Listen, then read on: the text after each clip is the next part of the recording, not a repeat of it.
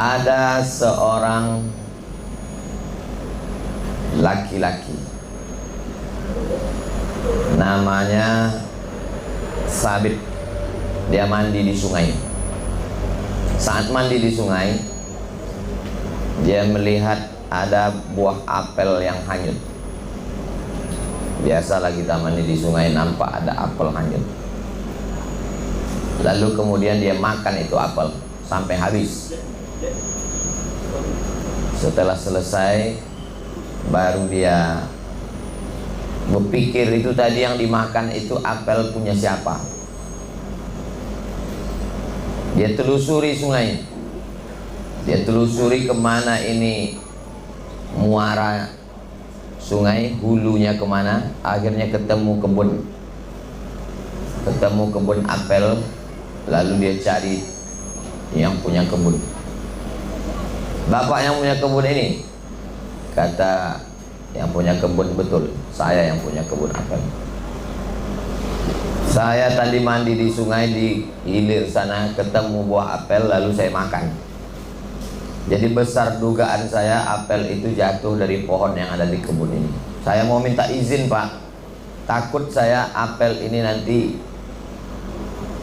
termakan menjadi darah daging. Saya takut mencuri. Cuman saya teringatnya setelah kenyang. Nah, jadi Sabit ini ingatnya itu setelah kenyang. Beda sama tempat kita, setelah pensiun baru ingat.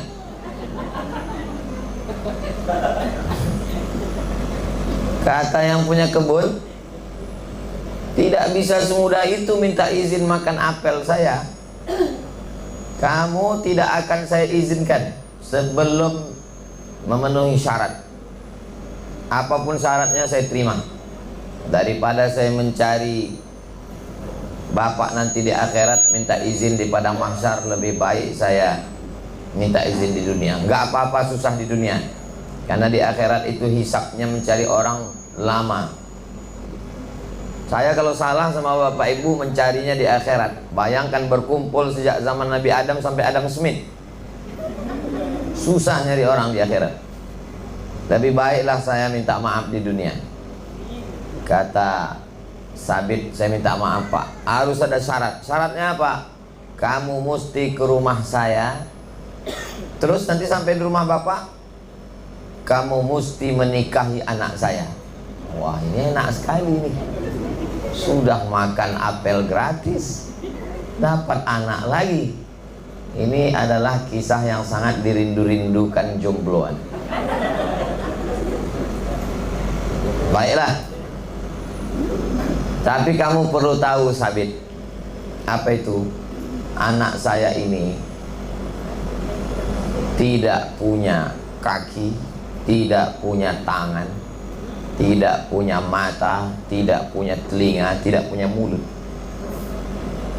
Sudah terbayangkan, bulat macam semangka. Dan kamu mesti menikahi anak saya ini, baru saya maafkan. Kalau kamu tidak nikah, tak mau kamu menerima anak saya ini, sampai mati, sampai di akhirat kamu akan bertemu saya di padang mahsyar nanti. Lama Sabit berpikir, mau dinikahi, gimana ceritanya, mau tidak dinikahi di akhirat. Tapi karena Sabit ini sangat takut kepada Allah, baiklah saya nikahi. Jadi zaman dulu itu, laki-laki perempuan itu sebelum nikah dia tidak ketemu.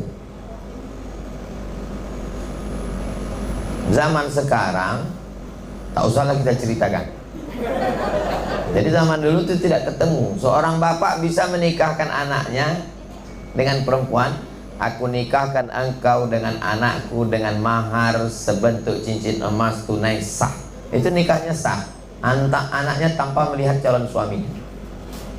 Lalu kemudian, aku nikahkan engkau Sabit dengan anakku dengan mahar sebentuk cincin emas tunai sah.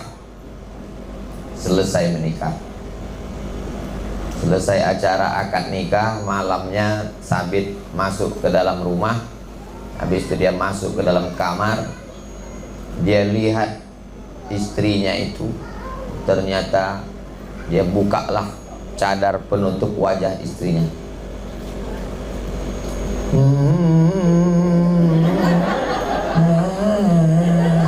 Kalau mau difilmkan nanti, mana tahu ada OSB yang mau buat film pendeknya, lebih kurang backsoundnya itu yang pas.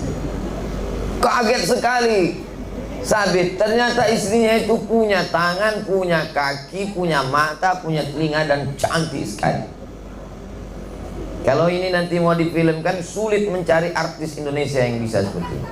Paksa kita cari dari Turki atau dari Mesir, Maroko. Lalu Sabit terkejut. Akhirnya dia tanya, kata bapak kamu tidak punya tangan, tidak punya kaki, tidak punya mata, tidak punya telinga, tapi apa kamu anak bapak yang punya kebun kurma yang... Iya, saya anaknya. Akhirnya dia tanya, Pak, bapak kan bilang anak bapak tidak punya kaki, tidak punya tangan, tidak punya mata, tidak punya telinga, tidak punya mulut. Tapi anak bapak, dia takut juga, takut salah. 2 kali salah, udah makan apel salah. Ini menikahi anak orang salah lagi, masa salah terus hidup? Kata si bapak, saya bilang anak saya itu tidak punya kaki karena memang kakinya tidak pernah melangkah ke tempat maksiat. Saya bilang anak saya itu tidak punya tangan karena memang tangannya tidak pernah buat dosa. Saya bilang dia tidak pernah punya mulut karena memang mulutnya tidak pernah dipakai untuk membicarakan aib orang lain buat dosa. Saya bilang dia tidak punya telinga karena telinganya tidak pernah dipakai untuk mendengarkan kata-kata maksiat. Saya katakan dia tidak punya mata karena memang dia tidak pernah melihat perbuatan yang tidak diridhai Allah. Maka inilah dia anak saya.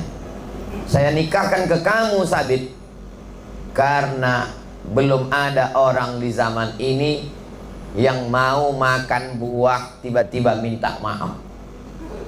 Memang sudah lama saya mau mencari menantu dan kamulah orangnya Sabit. Akhirnya menikahlah Sabit.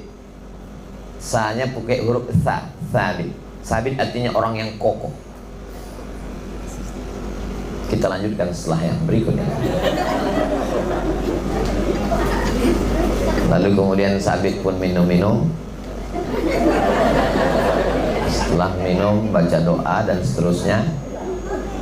Akhirnya lahirlah seorang anak laki-laki, buah pernikahan dari Sabit yang takut makan apel dengan istrinya yang tak punya mata, tak punya telinga, tak punya kaki, tak punya mulut karena tak pernah buat dosa, dengan mertua yang tak memikirkan menantunya ini apa dan siapa, yang penting jujur, takut makan buah apel minta maaf.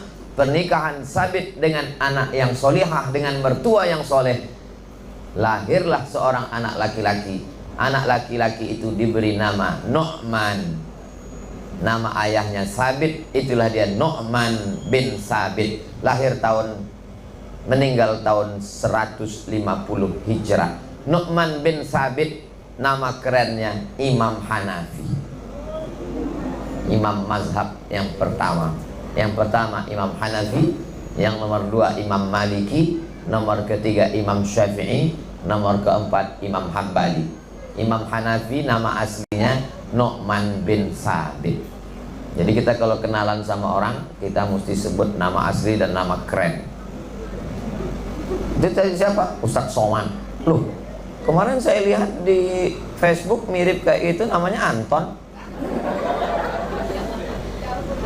Nama saya Ustadz Abdul Somad, tapi selalu disingkat dengan UAS. Karena sulit sekali menyebut, banyak panitia yang ribet menyebut. Saya bilang nggak usah sebut detailnya, sebut saja Ustadz Abdul Somad dan seterusnya.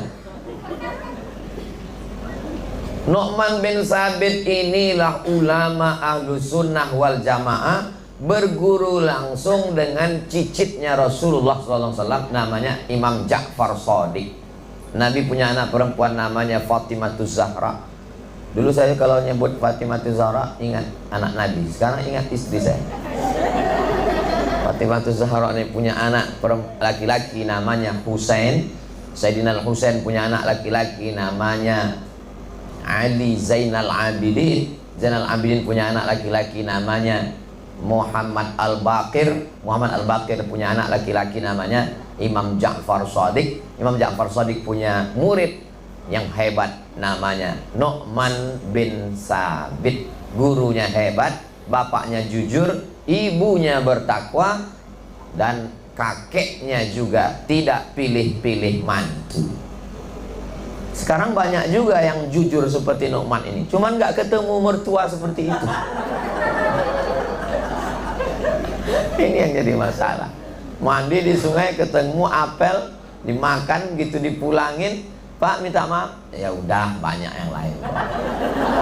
Nggak terlalu peduli dengan orang jujur. Nah, itu.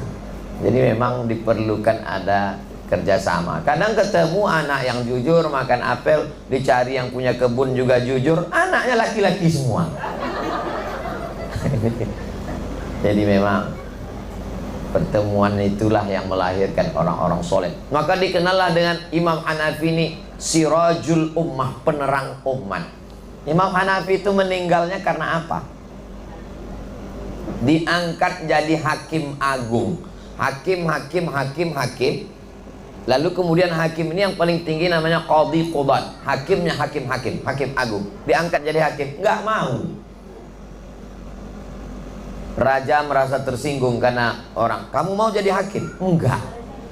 Akhirnya merasa dipenjara, masuk penjara. Menurut satu riwayat diracun, meninggal. Jadi orangnya amat sangat jujur, amat sangat baik.